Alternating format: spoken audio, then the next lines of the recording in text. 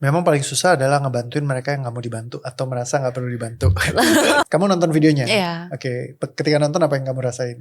Aku jadi penasaran dan pengen datang makanya. Iya, jadi penasaran. Oke, ini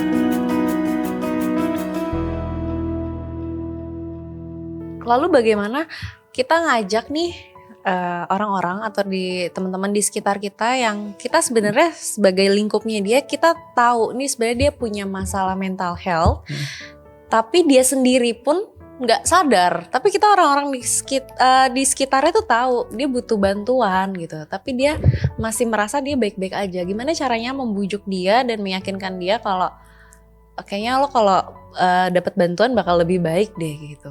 Oke. Memang paling susah adalah ngebantuin mereka yang gak mau dibantu atau merasa gak perlu dibantu. Ya karena bukan mereka sendiri yang tergerak untuk mau dibantu kan. Tapi biasanya kayak kasih lihat aja misalkan dari link video gitu. Ini orang kayaknya seru deh. Kalau lu lihat kayaknya jago buat bantuin orang. Nah ketika dikasih linknya tuh mereka kadang-kadang intrigue buat pengen tahu gitu atau pengen lihat. Makanya aku biasa kayak kemarin kan ke Bro Ricky aku bilang nih kirimin aja ke Quinta. Terus dia lihat gitu. Kamu nonton videonya? Iya. Oke, ketika nonton apa yang kamu rasain? Aku jadi penasaran dan pengen datang makanya. Ya, jadi penasaran. Oke, ini kayaknya bagus nih gitu. Kayaknya dia bisa kerjain apa yang dia ngomongin gitu kan. Jadi akhirnya kamu milih untuk datang. Nah sama ketika mereka juga ngelihat biasanya malah lebih asik. Jadi semakin kita berusaha untuk ngejelasin karena sistem ini terlalu aneh. Jadi semakin berusaha dijelaskan, biasa orang semakin mental. Kayak orang kayak nawarin properti gitu atau nawarin kartu kredit gitu yang kayak orang malah jadi kayak ini kok kayak gue lagi disodorin, kayak mau disergap gitu. Kadang-kadang mereka jadi takut gitu. Nah justru ketika kamu cuman kasih linknya doang, ini kayaknya lucu deh, kamu nonton deh. Ini orang bagus nih, bisa bantu buat improve your life misalkan. Ya udah ketika dikasih, ya udah mereka akan lihat sendiri, oh ada banyak ya orang yang bisa berubah gitu dibantu dengan sistem ini. Nah dengan sendirinya mereka akan interest buat datang.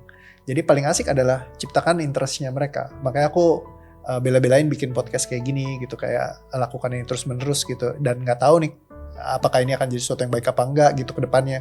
Kan kalau orang biasa, oh podcast itu harus subscribernya banyak, harus yang nonton banyak, harus gini, harus gitu, semuanya ada ukurannya segala macam. Kalau aku nggak apa-apa, misalkan yang penting selama aku bikin, aku bisa ketika ada 1-2 orang aja yang ngelihat terus mereka berubah, buat aku ya itu udah worth it banget gitu.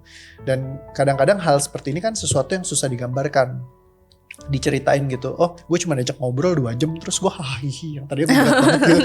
Kayaknya kan gimana buat nyeritainnya gitu kan, susah gitu Quinta. Jadi ketika ada video-video dan rekamannya, kamu bisa lihat tracknya dari awal berat sampai lampu nyala sampai terang, happy ya. Jadi orang semakin banyak bisa ngelihat, semakin mereka akan oh ya this is something yang bisa dilakukan berulang gitu. Dan ya konsisten datang dalam kegelapan, pulang menuju terang cahaya, kan kayak gitu konsepnya. Ya jadi kurang lebih kayak gitu. So gimana caranya? Kasih aja video, bikin mereka sendiri yang kayak interest, terus mereka pengen tahu, mereka akan cari. Dibandingkan kalau kita berusaha untuk meyakinkan mereka. Tapi kalau mereka nggak merasa ada masalah, nah ini juga masalah sih. Mungkin nonton video-video yang lain kali ya. Karena di TikTok aku kan banyak tuh yang ceritain kayak gitu. Nah kadang-kadang mereka bisa kesentuh di situ. Atau juga ya superpower. Orang ini bisa bantu kamu improve gitu. Nanti kalau episodenya Ricky udah keluar, Ricky kan merasa banget kayak gue kayak improve banget nih di sini gitu. Jadi itu juga sesuatu yang menarik juga. Terus ada episodenya Maverick, mungkin dia juga lebih ke improvement juga gitu. Jadi kadang-kadang banyak klienku yang datang memang bukan mereka punya masalah sebenarnya, tapi mereka merasa baik-baik aja, tapi gue pengen improve. Nah tapi eventually ketika mereka datang ternyata ketahuan di dalamnya banyak banget masalahnya.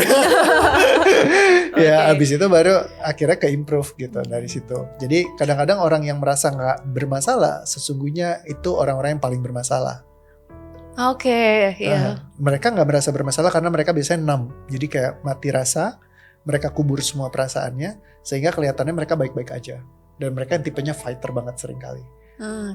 Dan sampai di suatu titik biasanya mereka jadi beban banget kalau terutama mengalami kegagalan. Jadi kalau mereka lagi sukses berhasil, akan jumawa banget, orang paling hebat di atas muka bumi. Tapi once mereka kesenggol terus mereka jatuh, itu sakitnya akan luar biasa. Karena semakin orang kuat, strong banget gini segala macem, begitu ngalamin goncangan yang traumatik di tubuh mereka, wah itu bisa parah. Karena banyak banget yang udah ketutup konsil, mereka kan muncul barengan, jeder. Kayak gitu, strukturnya tuh mungkin lebih rumit daripada kamu punya. Kayak gitu.